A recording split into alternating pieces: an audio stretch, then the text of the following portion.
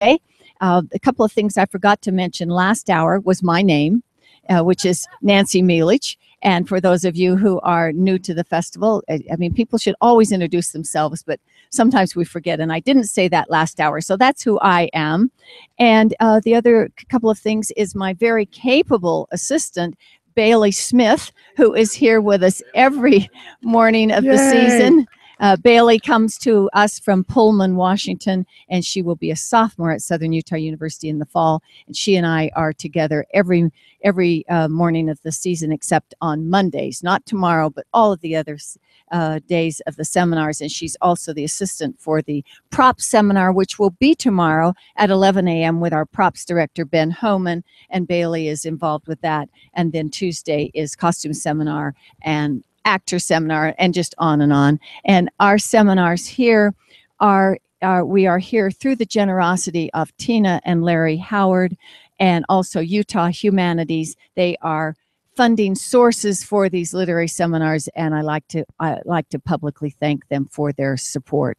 Also, if you are staying over, and I hope you are, tomorrow, the Braithwaite Gallery directly behind us, there is the Southern Utah Art Invitational exhibit that is there, and I hope you will spend time looking at that exhibit, getting a little tiny bit of a flavor as to what's going to happen next season when the Southern Utah Museum of Art big, glorious new art museum opens at the Beverly Taylor Sorensen Center for the Arts, along with a couple of new theaters and some rehearsal space and just a whole new complex happening across the street. All right, I think that's enough of the housekeeping announcements. Sitting next to me, a very generous man giving up his Sunday morning to come and be with you, and he's been with me the other mornings this year, Brad Carroll, Director of South Pacific. Yes. Thank you. Brad Carroll has directed, what did we decide, Brad, 10 productions here? I think this is 11, maybe? 11. Okay, 11 productions. Last season's Comedy of Errors, set in Gold Rush, San Francisco, the hit of the season last year. People absolutely loved that production. I happen to be one of them. Brad also, those of you who've been coming here for a long time will know that when this festival presented Lend Me a Tenor, the musical premiere production that went on to performances in England, including on the West End, and I was there opening night for that production. Brad was the composer, along with Peter Sham, who is in the acting company this season. They wrote Lend Me a Tenor, the musical. Brad has directed productions here of Les Miserables, of Anything Goes, of Spitfire Girl, Johnny Guitar, Man of La Mancha. You're doing very well. 1776, yes. Camelot, Brian Vaughn. Yes. And now South Pacific. The very first time Rodgers and Hammerstein musical has been presented on a stage here at the Utah Shakespeare Festival after 54 years. Which is kind of astounding, but there it is. And we're glad it's finally made its way to the stage. So welcome, Brad Carroll. Thank you so much for being here. Thanks for being here. Okay, so Brad, I know you've directed South Pacific previously. We've talked about that the other times that you've been our guest here in the morning. I wanted to start out by asking you about some of the, it was revived at Lincoln Center a few years ago, a couple of songs added, a couple of songs taken out. In this production, there are choices that you've made with a couple of songs, but by and large, you are presenting the musical that was offered on the Lincoln Center stage, correct? Is that the one that is available? Yeah, for the most part. I mean, what you get when they send you the materials is actually the production that was presented on Broadway in 1949. And you may or may not know there was a song that Cable has called My Girl Back Home, that if you buy the CD with Ezio Pinza and Mary Martin, it's a bonus track, but it was cut from the production before they opened. They put it back into the Lincoln Center production because it helps flesh out Cable a little bit more. But it also makes Act One about an hour and 50 minutes long, along with some other things. So and you don't get it when you order the materials. It's something you have to order specially from Rodgers and Hammerstein Library if you want to include it, and we chose not to. And then there are a few other songs, interestingly enough, that were cut from South Pacific in 1949 that are now in the Broadway revival of Cinderella, which I'm about to musical direct in California as soon as I get home. Yeah, there was a song called The Loneliness, The Loveliness of Evening that Emile was to sing to Nellie in the scene where he comes to see her after the shower scene and she's got wet hair, and they have that little scene where they finally kiss and he says, "Come to my place." And they replaced it with a reprise of Some Enchanted Evening because they wanted to keep that song as part of the through line of those two characters. And it's a beautiful song. If you see the movie, in the film, he gives her a card with the flowers, and the camera actually shows the card, and it has the lyrics to that song on it. And you hear the song in the scoring, in the underscore. Now that song is in Cinderella, sung by the Prince. And then there's a song that you hear in the underscoring that's sort of the military theme throughout, mostly in Act 2, that originally was a song called "Now Is the Time," when everybody's going off to fight near the end of the show. And I think the reason that went away is because it's not common, and it's really not good practice to introduce a new song that late in a musical, especially in musicals from this era. So I assume that Rodgers and Hammerstein said, well, we kind of like this, but it's too late to introduce a new song. So they put Honey Bun in as everybody's "We're Marching Off to War" song, which takes us back to, it sort of juxtaposes the fun they were having on Thanksgiving being at war, and now it means something completely different as they're all marching off with guns. And then a choice I made, again, based on contemporary audience aesthetics, is the song "Happy Talk." Did anybody notice that it wasn't there? Yeah. Originally, it was put there for Bloody Mary to sing because in 1949, things start to get kind of dark plot-wise after that. I mean, the racial issue really comes to a head. And in 1949, they thought it was necessary to sort of buoy the audience's spirits before they plunged them into the darkness. And I don't think audiences need that anymore. And we tried it in rehearsal with the song and without the song. And the scene seems, to me anyway, and since I'm the director, I get to decide, seems so much more powerful without stopping to go, happy talk, happy talk, happy talk, darkness. You know, we were able to just get right to the point of the scene without the song. It came in the scene right before Cable says, "I can't marry her." And Bloody Mary breaks his watch and takes her off because Bloody Mary was trying to say, "Stay here and your life will be beautiful." And she says that in the dialogue. But in 1949, they felt like they needed a song to lift us even higher. And again, it's just it's like anybody cutting things out of Shakespeare. I mean, as a director with a modern audience, you make choices about what still needs to be there, what the play can live without, how the play can be more driving and more terse with or without it. So we chose to let that go. And I think it just really drives on through.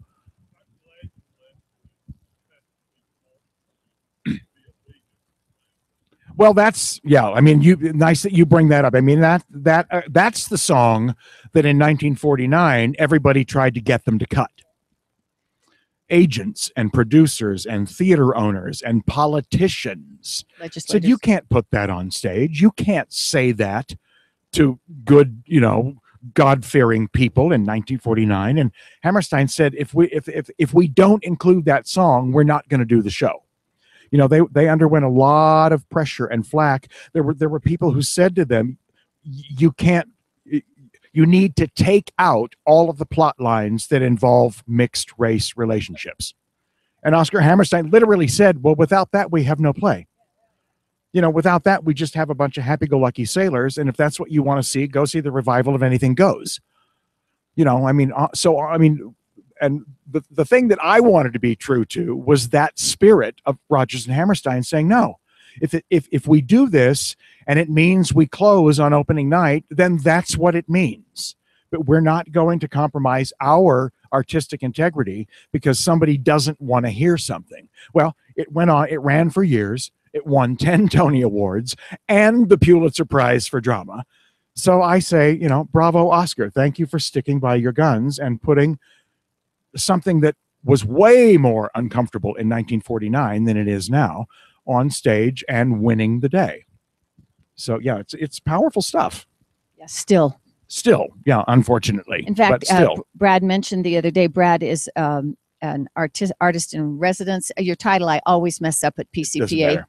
But he was talking about the students that he teaches, the people that coming up in through the musical theater ranks, and how you always look at Rodgers and Hammerstein's musicals to tell them. Yeah, to talk about good old-fashioned musical structure, you know, which has sort of fallen by the wayside. I mean, a lot of the people who are writing now, and then, again, this is just my opinion, this is not me preaching, are songwriters, not composers, and there's a difference. You know, when you're dealing with a composer, the whole thing works as a piece. When you're dealing with songwriters, moments work, but they don't necessarily hang together as you know, as the arc of a piece, the way it does with Rodgers and Hammerstein. So when I'm you know, I use Some Enchanted Evening, I use Over the Rainbow, I use Climb Every Mountain as the stalwart. This is good old-fashioned song structure, and there's a reason that these songs are still being sung 70, 80, 90 years later. And then I always ask my kids, do you think Wicked is going to be performed in 70 years? I don't know. It's not my favorite show. It might be. You know, it's a really interesting story about those two girls, if you can see the story through all of the spectacle, you know. And that's what we rely on so much anymore, is big mechanical moving scenery to sort of be a smokescreen for the fact that there's not a whole lot of plot there. There aren't very many really good songs there, you know. So to me, Rodgers and Hammerstein, Lerner and Loewe, Jerome Kern, all of those are the folks I hearken to when I want to teach what musical theater is, because that's it. Without those people, we wouldn't be doing Wicked. We wouldn't be doing the stuff that's popular today, in my humble opinion. Okay, comments or questions? Yes, sir.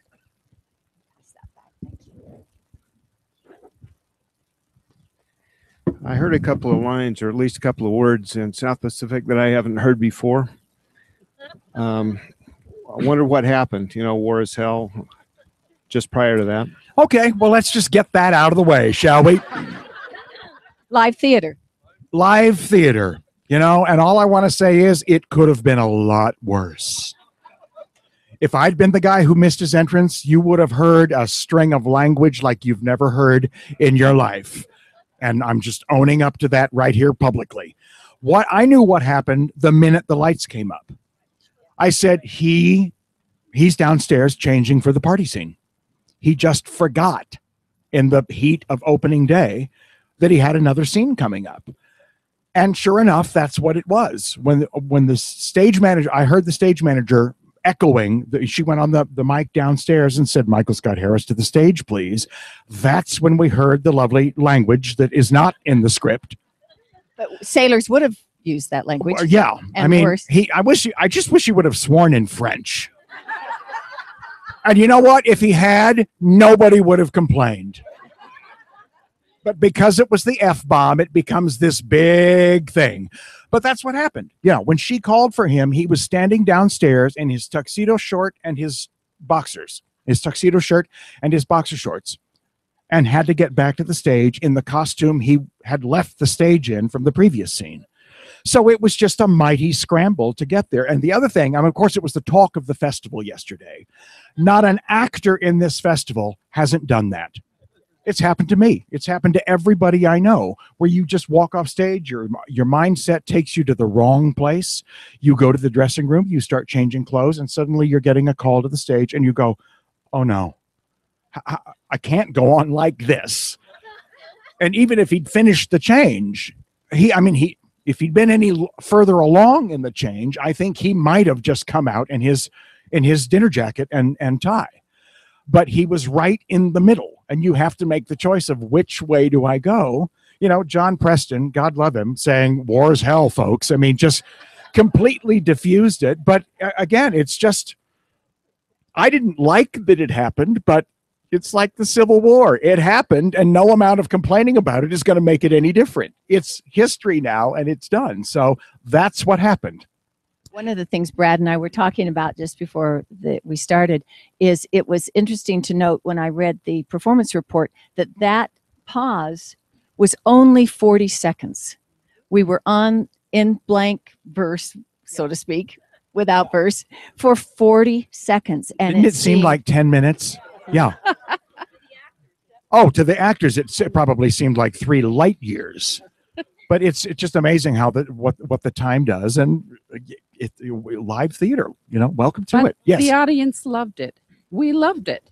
It was just classic live theater. Yeah, and I don't know if you noticed the audience's response, but we were all thoroughly enjoying. Yeah, and you know what? Everybody who was there will talk about this for the rest of their theater going days.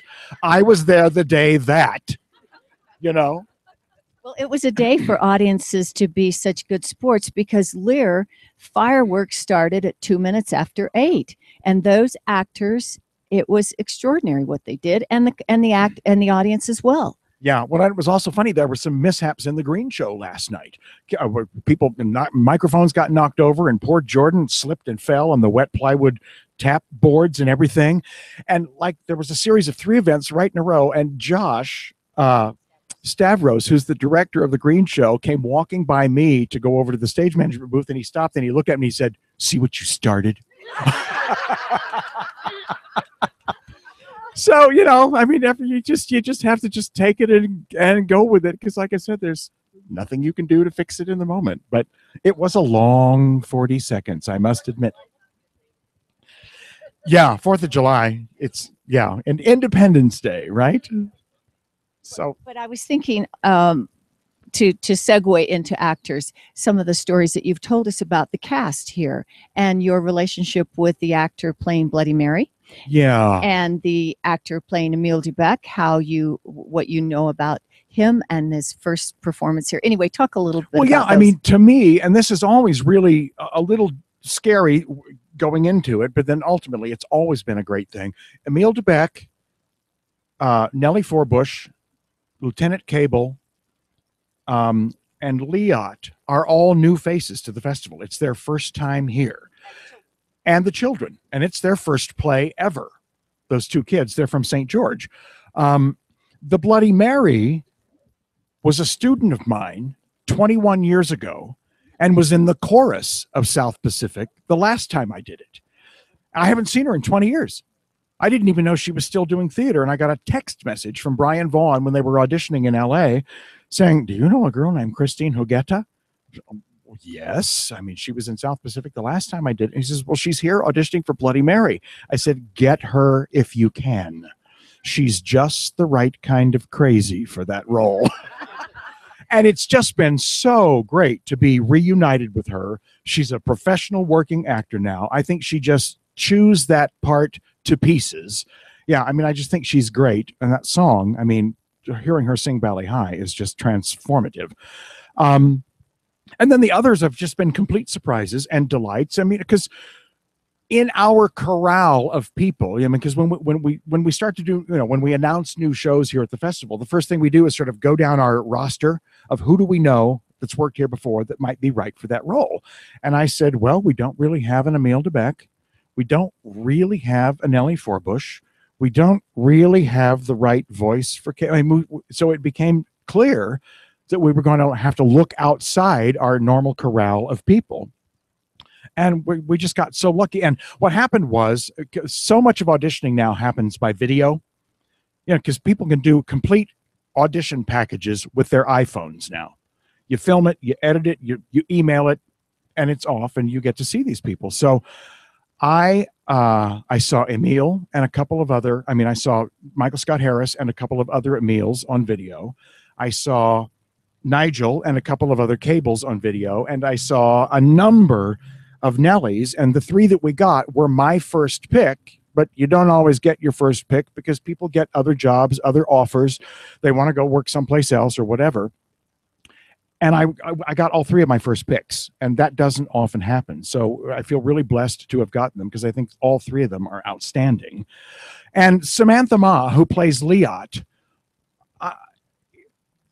for a person who only has 5 lines in the entire play, she has made that role memorable. I mean, for me anyway. I think what she's able to do without anything to say while he's singing Younger Than Springtime to her is just magic.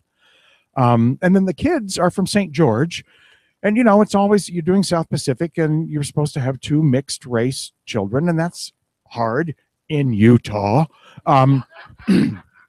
And I just wasn't sure what we were going to get. And then we found out one of the, a gentleman who works in the athletic department here, lives in St. George, has these 2 kids. They are brother and sister. Again, it's their first play. I saw them on video and I said, I don't really care how experienced they are or aren't. They're the right ethnic extraction. Let's have real Polynesian kids who happen to be brother and sister in these roles, and we'll get out of them what we can. And I mean, it's been life-changing for the 2 of them. Their mother was practically in tears thanking me yesterday. And I think Jonah, he's been bit by the theater bug. I think he's going to want to do this, So it's been great to give those kids that opportunity. That doesn't come along every day. So what did you see on the video of Nellie, of Ali Babich, and Emil Michael's video that you said you said they were your first choice? Yeah, well, Nellie, Ali, there was something about her. Well, and I have to say, a lot of it was vocal. She's got the perfect voice for this role. I mean, she's got the modern day Mary Martin sound, and a lot of the girls I saw were, what we call belters now, and just sort of the higher it got, the more sort of abrasive and strident it got, because it wasn't written to be belted the way people like Idina Menzel and Patti LuPone do, Then there's nothing wrong with that, but that's not what this role is. And when I heard Ali's voice, plus she's from Wisconsin. She's a corn-fed girl from the Midwest.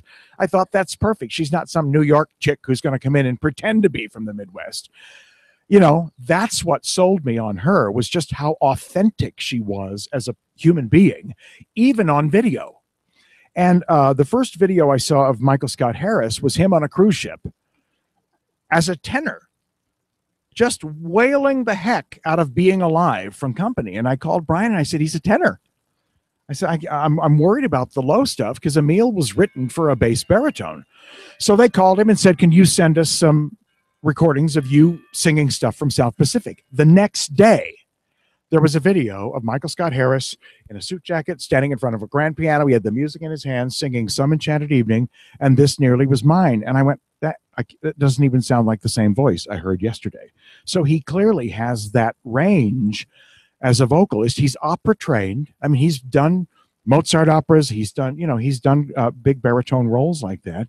And I said, well, there's the voice we need. Get him. And we were able to, because I wasn't sure if we would, because people like that are in demand. And Cable was the same thing. I saw 3 Cables, 3 completely different physical types, sort of, just overall the aura of the person. And Nigel, I mean, usually the Cable is sort of a strapping, athletic guy, and I saw 2 of those, but neither one of them sang it with the humanity that, for my money, Nigel does. He's got the most gorgeous. I never get tired of listening to him sing. I want to reprise Younger Than Springtime 3 more times just to hear him sing it. So he ended up being much more the sort of Princeton, I mean, goody is a little, but I mean, yeah, I mean, he's supposed to be a guy who likes to do things by the rule book, as opposed to this strapping, king of the football team kind of guy. And I think he brings that lighter sensibility to it that was of interest to me. Who's got the mic? Mike here. Anybody want the mic?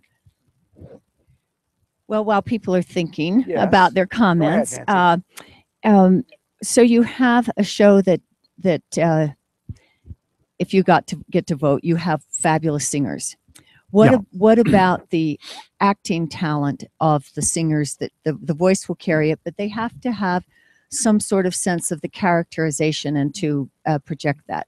Yeah, and everybody comes here with a degree of that, and a lot of it depends on where they were trained. A lot of it depends on how long they've been out of school. Like Allie, who plays Nellie, just got out of school. She's 22 years old, which is astounding to me that she's that poised and that, and there were little things that she and I dealt with along the way where, there's something about young actors right out of school. They're still stuck in that school mode where they're trying to do it, quote unquote, right, because they're going to get graded on it. And I kept saying, no, you're not going to get graded. Your grade is going to be whether the audience likes you or not. So I spend a lot of time with younger actors trying to get them to forget what they learned in school. And I've said to so many young people, I'm sorry you spent $80,000 learning how to do that. But you're going to find when you get out into the world that it's not going to be as much use to you as it was in school. And you just watch people grow. The further away from that they get, the more professional experience they have, the more different kind of directors they work with, and I'm always more interested in the authenticity of the person in the part than I am in how well they speak or how well they deliver line. I mean, I think audiences respond to an authentic human being as much as they do to a brilliant actor. And there's a real continuum, because I've worked with both ends of the spectrum, and it's just a different experience. One isn't right and one isn't wrong.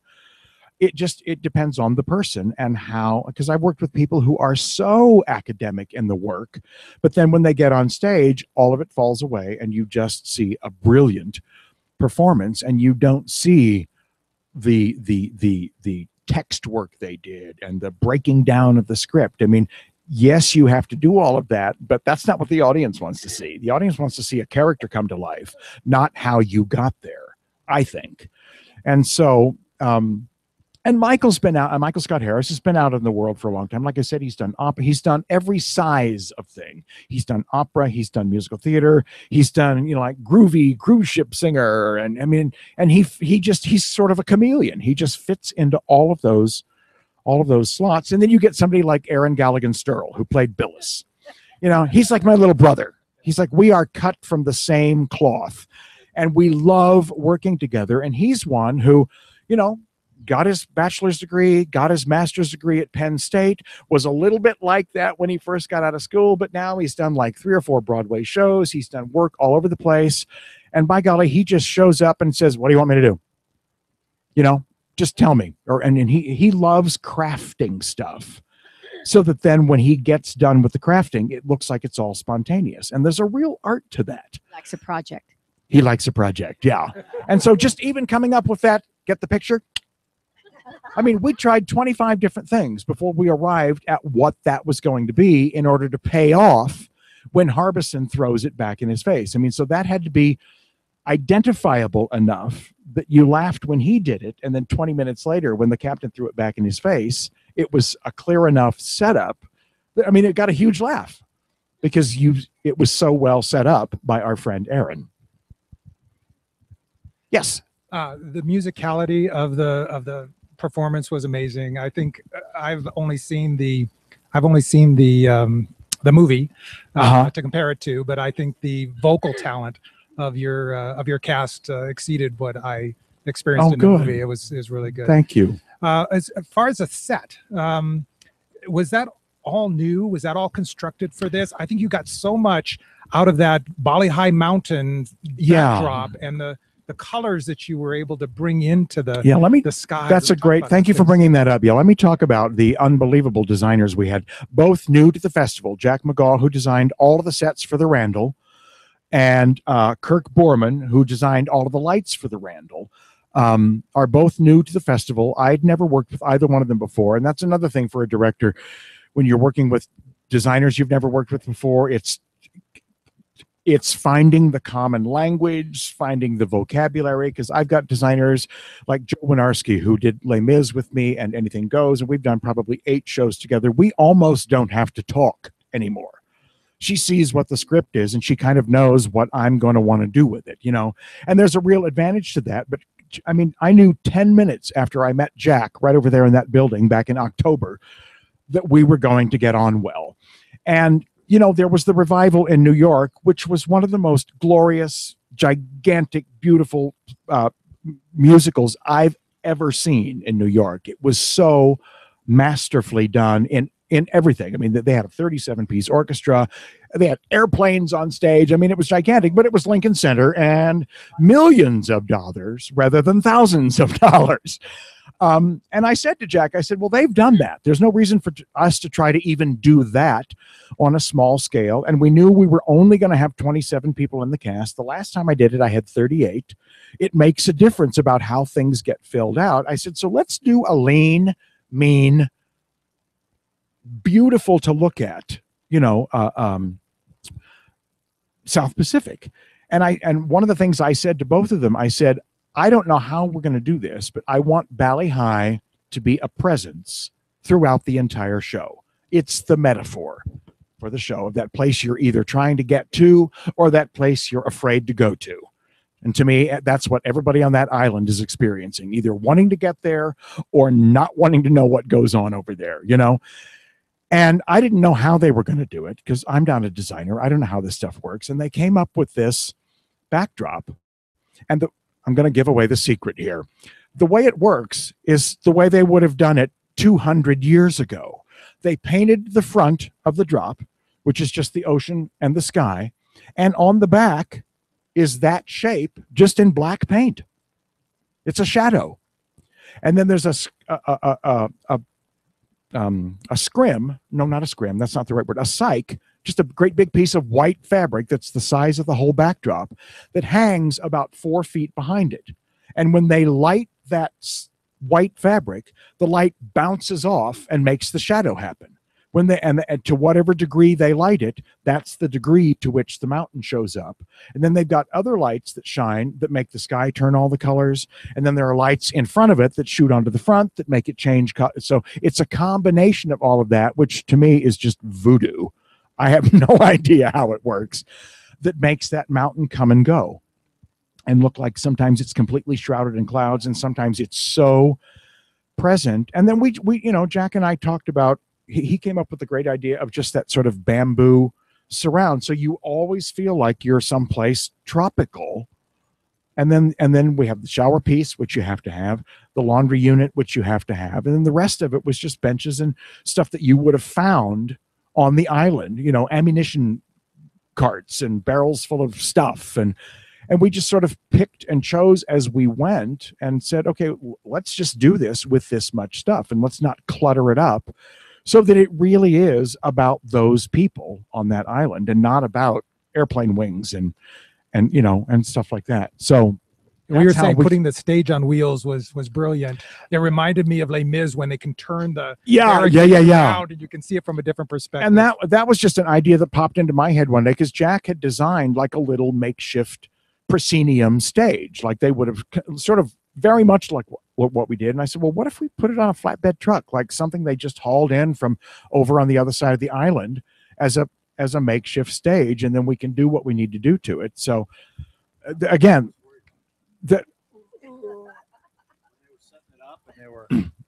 when they were setting that up, and there was a bunch of people out there crawling underneath it and cranking on. Oh yeah, and I'm like, I hope they're careful. I was imagining 10 people falling off to one side, but right. I mean, it worked great. Yeah, but it's all they're making sure that the actors hit it and don't. Yeah, it doesn't. It worked great.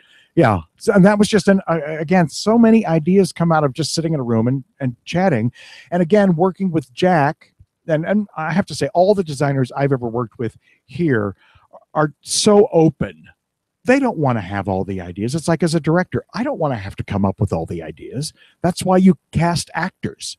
And that's why you cast certain actors. I mean, it's like Aaron Galligan-Sturl. If I need a comic guy, I'm always going to go to him because he is just a bottomless pit of ideas. And, so I had ideas that I threw out to Jack that were different than what he had proposed. And he's like, absolutely, let's do that. And Kirk, the lighting designer, again, who I'd never worked with, came up to me at the first tech rehearsal. And he came up and I was on my way to talk to him and he was on his way to talk to me, and he goes, okay, we've never worked together. All you need to know about me is if you see something you like, just tell me and I'll change it. I have no ego tied up in my lighting design. So if you see something you want to see different, just tell me and I'll fix it. If you've got a timing thing, a different color you want to see. And out in the real world, it doesn't always work like that. I just have to tell you, sometimes you really come up against egos. Kevin, our costume designer sitting in the back row there, is the same way. This is our third show together. We did Les Mis and Anything Goes, and now this is the same way.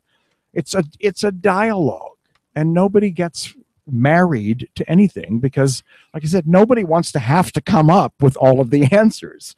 And that's what that's why I do this. If I had to do it by myself, if I had to come up with all the answers, forget about it. There's no joy in that for me. It's working with people that makes it human. And you told us the other morning, speaking of him being concerned about or liking the stage, the revolving stage. And I always like you telling the story about when you were asked to direct Les Mis. And so tell. Well, yeah, this for 6 months I answered this question. People found out I was doing Les Mis here, and the very first question everybody asks is, "Are you going to use a turntable?" Because that famous production, and the only reason it was that way for that long is because the original production had one, and they didn't release the rights for it to be done until about 2011, like the year before we got it. So every production anybody ever saw had to be based on that original production with the turntable. And so my answer was absolutely not. That's been done. And in fact, a turntable is kind of old school technology now. And it would have cost more money. And to me, what does a turntable do? It goes around and around and around. And once you've seen it go around about 4 times, you've kind of seen what a turntable can do. The great thing in the original productions was they could walk on it and not move and look like they were marching and look like they were traveling. And great. So we came up with a completely different solution that I think worked really well. On this production, the first question everybody asked me was, how are you going to deal with the race thing? And my response was, what do you mean? How am I going to deal with the race thing? I mean, we're going to do what Oscar Hammerstein wrote because it's so artfully written. I'm not going to try to put some sort of modern spin on it. I'm not going to politicize it. I'm not going to try to make it seem like a 2015 point of view. And, 2 weeks before we opened, we had this horrible tragedy in Charleston. I said, I don't have to do anything to make the racism thing relevant. It is. It's pathetic and sad that it is, but it is. And so we didn't change a word of it. We did what Oscar wrote. And the masterful thing about what they wrote is you get 3 completely different points of view about it. You get Emil's point of view, which is, I don't get it. I don't understand what your problem is. I don't understand the difference that you're seeing. You get Nellie's point of view, which is her upbringing. She's from Arkansas. It's 1949. Like she said, it's emotional. It's born in you. It's in your blood. And then you get Cable's realization in that moment that no, it's not. And that's what makes that song so powerful to me. He's not singing something he's been thinking about for 15 years. Those words just occurred to him listening to Nellie and Emil have that argument. It's why I put him right in the middle of it. It's like a ping pong match, coming to an understanding of his own feelings. And that's when he says, no, it's not born in you. It happens after you're born. And then that song comes pouring out of him because it's like his life is flashing before his eyes as he realizes what he just learned. And then what the audience gets to do, as in any good play, is figure out where they fall on that continuum.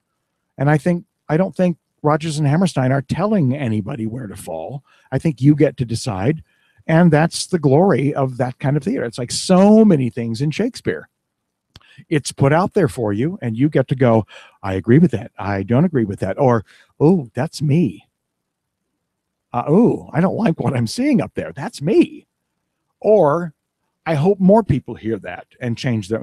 There's just, there are no, if there are 200 people watching, there are 200 points of view that any kind of information is going to land on. And again, that's the glory of it. And,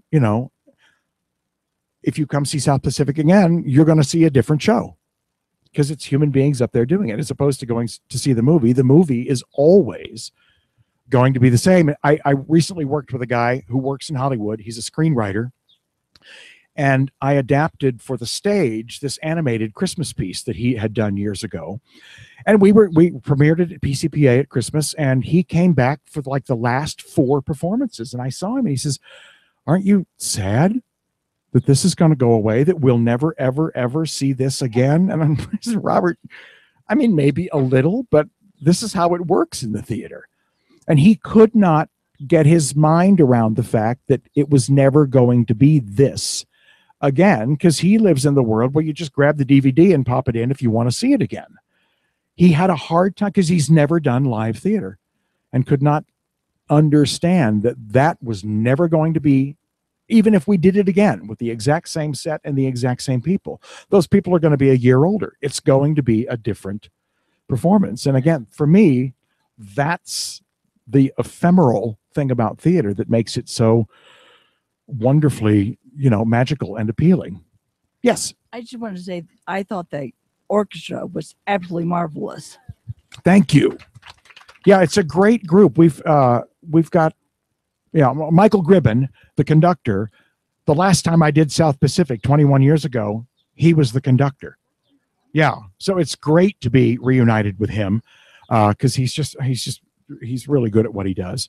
The orchestra is a combination of some local people. We've got a couple of people who teach at the university here, actually man and wife, playing trumpet and trombone.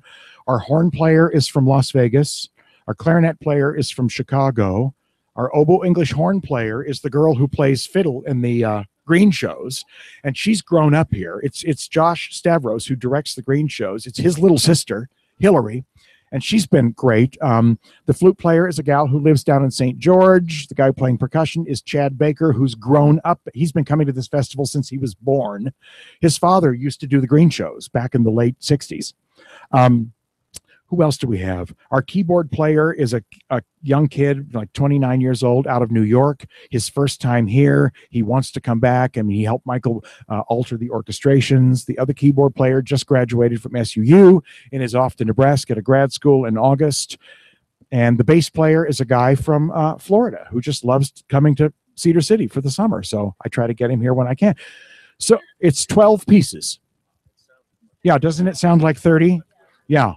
Yeah, so it's thank you for that. I will pass that along. It's a great group of people, and they basically get 4 rehearsals, and then we throw them in with the singers, and then we throw them into the theater. So it's people who have to really know what they're doing.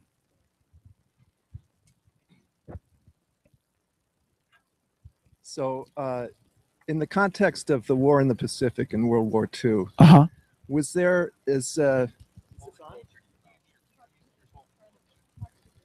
hello? Can you hear me? Yeah, there you go. Just go close. Oh. Okay.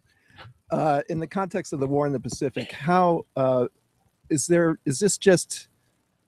story just James Michener's fiction, or was there a real mission like Emile Debec and Joe Cable went on that had some turning? That's a great question. I mean, the novel is all based on Michener's experiences. I mean, he has fictionalized it, and what they've done, they've actually taken several characters from the book and combined them into characters in the musical. But I'm assuming that it is all based. I mean, Operation Alligator wasn't really the name of the operation, but there was an operation that finally got these guys off the island. And I mean, that's one of the things that's unique about South Pacific when it comes to war stories. I mean, these people were on a supply island. These boys wanted nothing more than to have guns in their hands and to be killing Japs. And I say it that way just to put it in context of the time. But what they did most, they spent their days in Quonset huts counting cartons of pencils and toilet paper. That's what they did. They were there to supply when planes came in, to take supplies off to other islands, when ships came through. They were not involved in the battle. And that's one of the things Michener talks about a lot in the novel. And he says, he talks about the young boy from the farm in Iowa. He said, you're stuck on this island for 2 years. It's hot. It's humid. There's nothing to do. You can't go to the movies on Saturday. There are no women. You can't just get in your car and go someplace.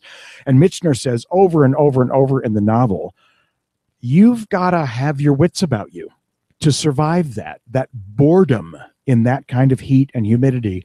And he talks about many of the guys who went a little crazy and had to be sent home. I mean, literally went a little, I mean, now we call it, PTSD, and then it didn't have that terminology, but it was a similar thing where they just went stir crazy and had to either be hospitalized or just sent home. And I mean, you sort of get that in There's Nothing Like a Dame. I mean, you see Billis going, I'm itching again. There's nothing to do. I got to get over that island. I've got to get some sense of relief, even if it is just getting drunk on coconut wine.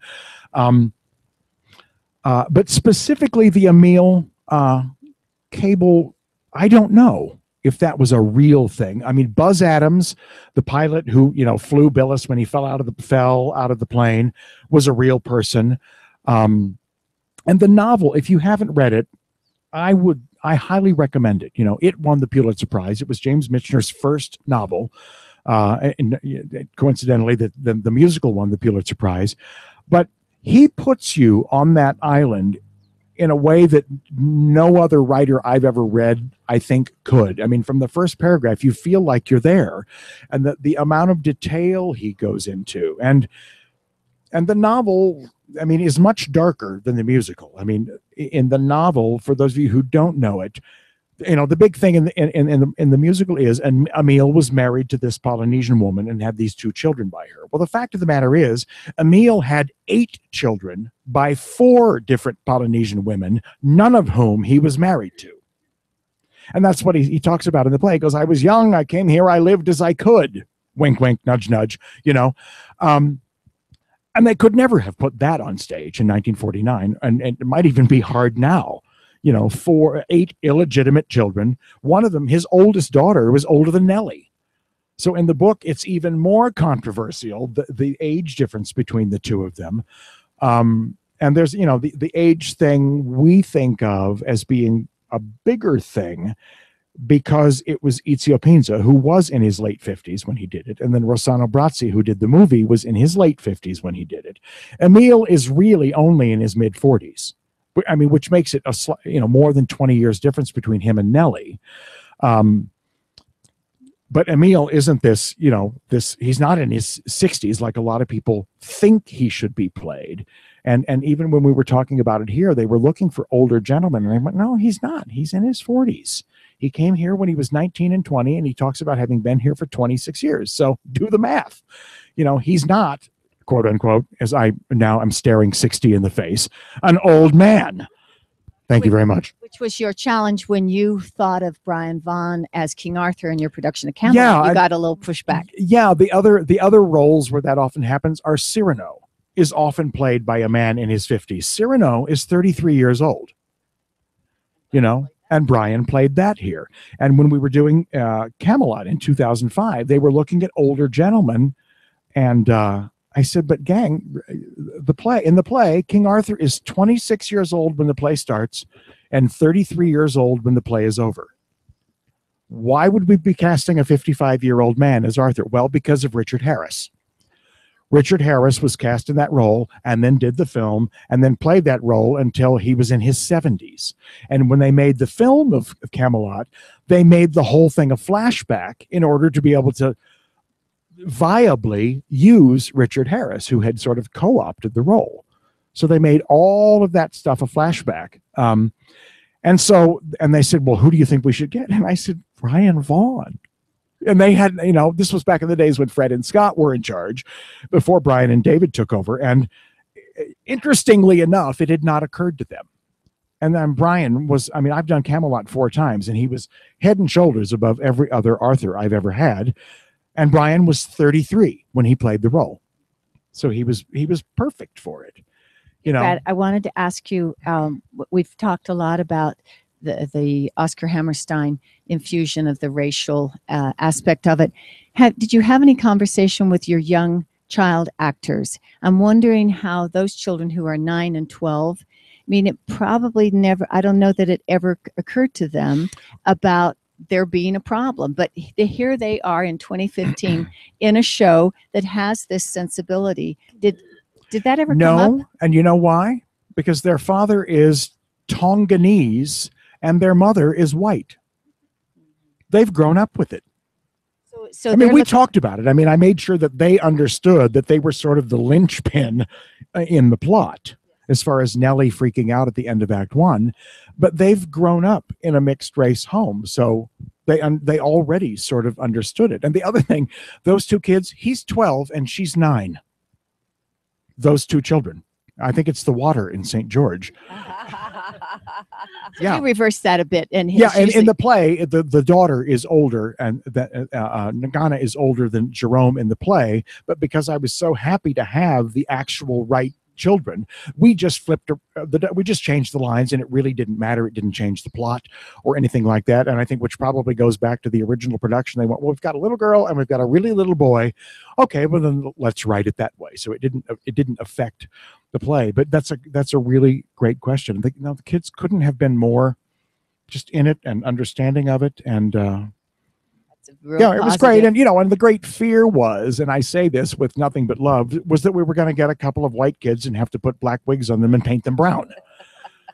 And I just think you lose something when you do that, and it's been done that way because in community theaters and high schools and things like that, because you're sort of forced into that. And which is why I said I just felt so lucky to have the right kids for it. So it was great. I'm just curious about the exit scene.